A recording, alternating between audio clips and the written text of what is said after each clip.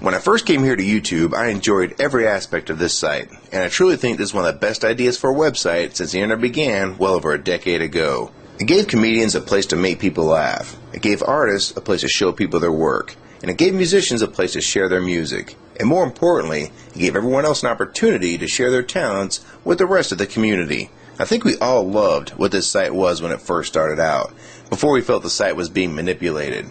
There were just people taking their shot at vlogging, entertaining, and educating at a site called YouTube. People have said here over and over, YouTube as they knew it was dead.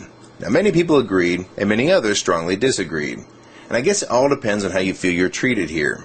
And if you're one of the few that YouTube has handpicked to be a star, and have your videos promoted above all the others, then you really don't have much to complain about. But there is a flip side to this coin. There are numerous channels that get buried, excluded, and banned. Now those channels are not happy to be pushed aside and ignored. Their emails not returned, and their questions not answered. These people still love the idea of YouTube, but they don't like the direction this site is headed. There were two huge events that changed YouTube forever. First, the site was bought by Google, and then shortly after, Viacom sued YouTube for over $1 billion. And ever since these two events happened, this website has never been the same. The reason for this video is because of the poor treatment received by many of the smaller channels here on YouTube.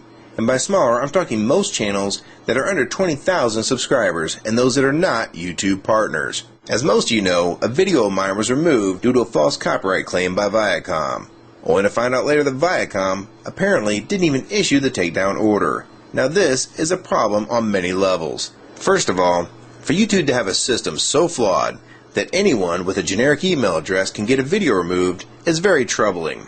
Second of all, to think that this system would allow someone to falsely represent a company in filing such a claim as to show their name in the takedown notice should be very troubling to any company out there that could be falsely accused of taking a video down.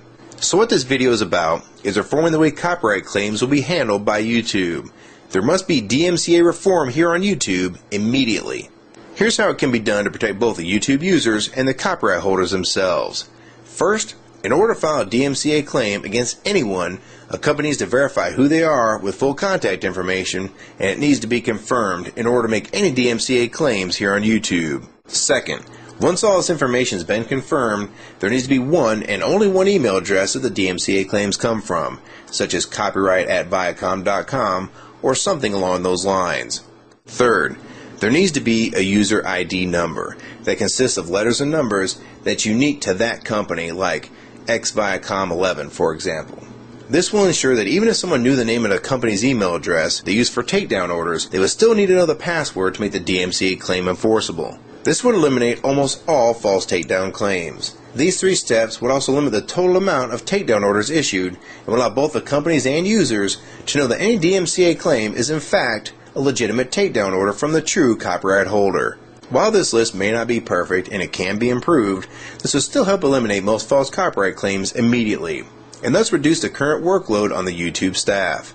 And judging from my own personal experience here, I have to believe there are a lot more false copyright claims made than people think. Judging from YouTube's response to the video Viacom vs. You, which had never been confused with a copyright infringing video, their policy is just to assume full guilt on the accused and impose the harshest of penalties without even checking to see if in fact the video is infringing on the copyright of the original holders.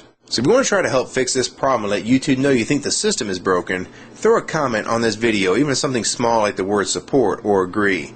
Also rate and favorite this video and share it with your friends, and most importantly, if you have a legitimate story of a false copyright claim, make a video response and let people know your story.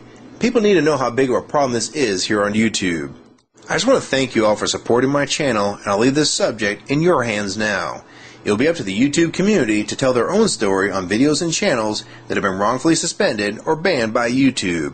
On a final note, the reason why I spent so much time on this subject was because if they can remove videos for any reason at all without justification, what will be the point of even making more videos here on YouTube? Making videos is a lot of work. And if YouTube doesn't even try to make a reasonable system to protect both parties, then there'd be no point making videos on any other subject until this gets fixed. Most of us don't earn any money for making videos. We don't do it for the money. We do it because we enjoy it. And maybe with your help, YouTube will listen and fix this problem once and for all.